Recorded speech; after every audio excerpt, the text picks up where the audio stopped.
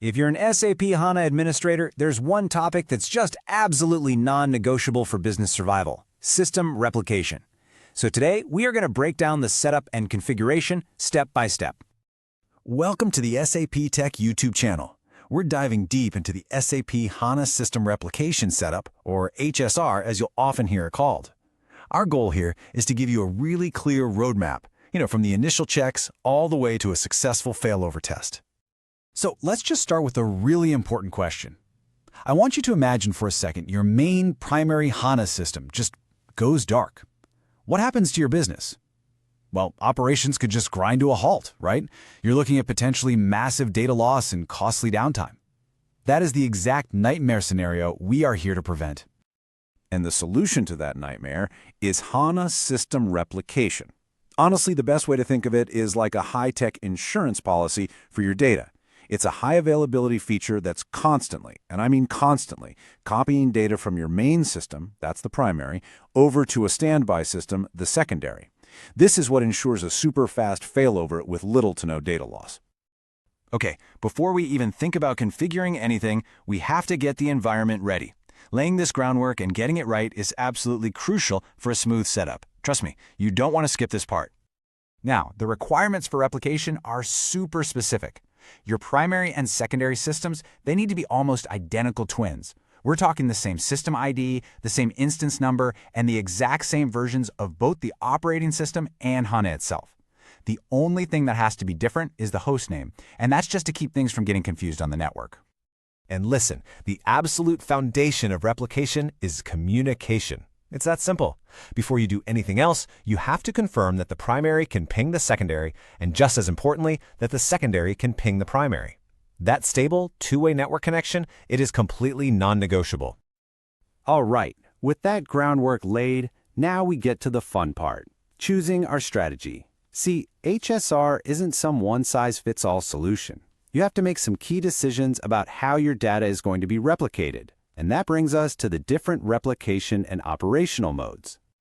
First up, we have synchronous mode. Now in this mode, the primary system will not complete a transaction until it gets a thumbs up, a confirmation from the secondary system. This guarantees zero data loss, which makes it perfect for those mission-critical systems, like in banking or finance. The trade-off, though, is a bit of a performance hit, higher latency because of that wait time. Next, there's sync memory, which, honestly, strikes a really clever balance. Here, the secondary sends its confirmation as soon as the data hits its main memory, even before it's written to the disk. This gives you much better performance than full synchronous mode, while still aiming for that zero data loss goal. The only tiny risk is if the secondary fails in that split second between getting the data in memory and actually writing it down. And finally, we've got asynchronous mode. In this one, the primary system just sends the data and moves on. It doesn't wait for any confirmation at all. This gives you the absolute best performance, and it's fantastic for long-distance disaster recovery setups where network lag is a real problem. The trade-off, of course, is the potential for some data loss if the primary fails before that data has a chance to arrive at the secondary. So, alongside that replication mode, you also get to choose an operational mode. The most common one you'll see is log replay. This is where transaction logs are constantly sent and immediately applied to the secondary.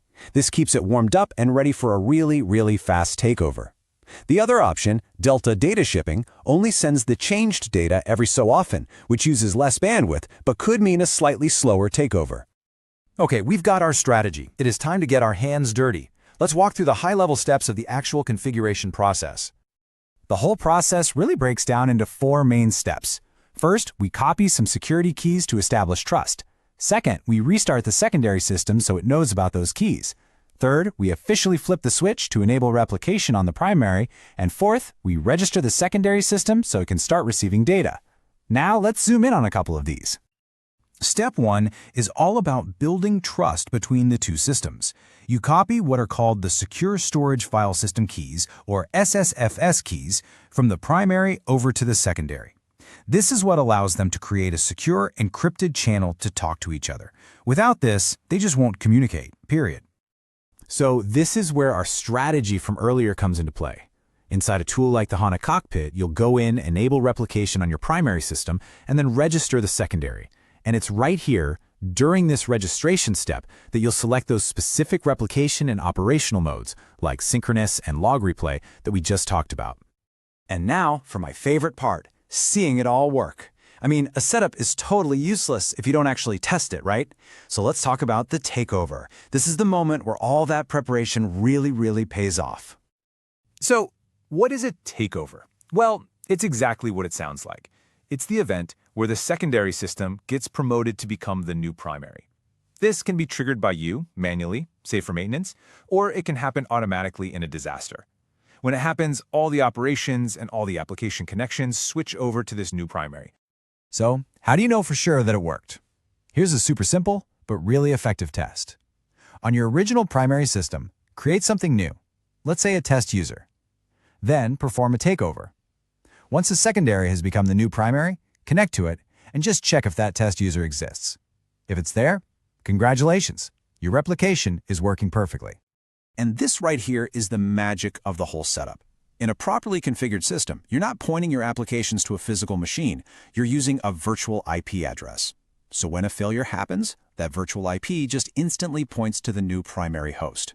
Your applications reconnect automatically, and because that data has been syncing constantly, there is no data loss.